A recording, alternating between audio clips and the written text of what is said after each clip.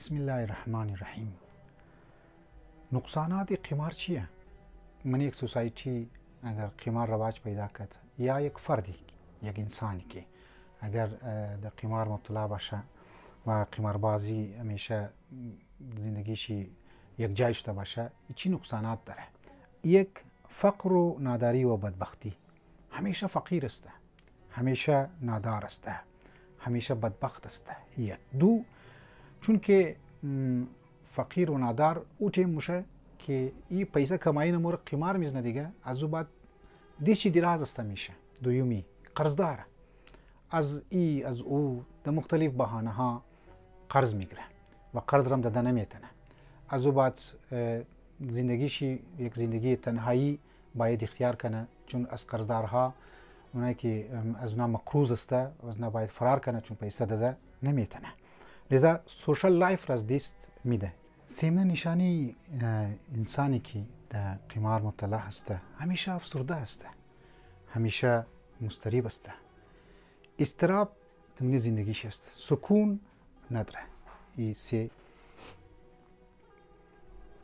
فردی که در قمار مبتلا هسته و در از این مرض مبتلا هسته، در از این نشه گرفتار است، خانوادهش تباهه، زندگیش تباه است.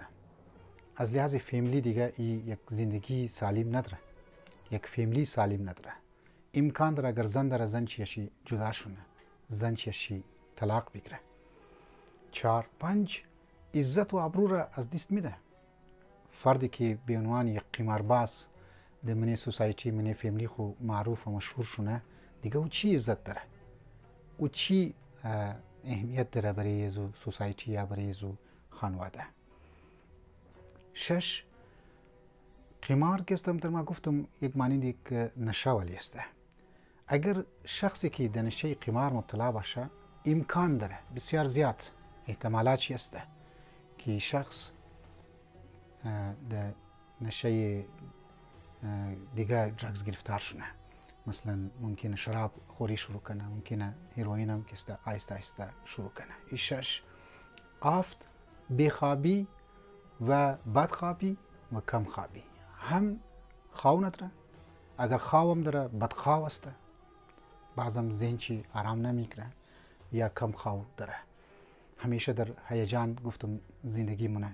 این شخص ناجور است، این شخص بیمار است، باید بورگیری ماهری نفسیات باقاعده پراپر علاج کسته شروع کنه.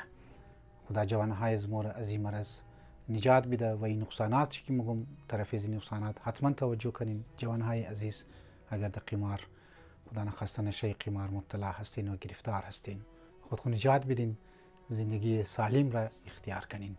و السلام علیکم و رحمت الله و برکاته.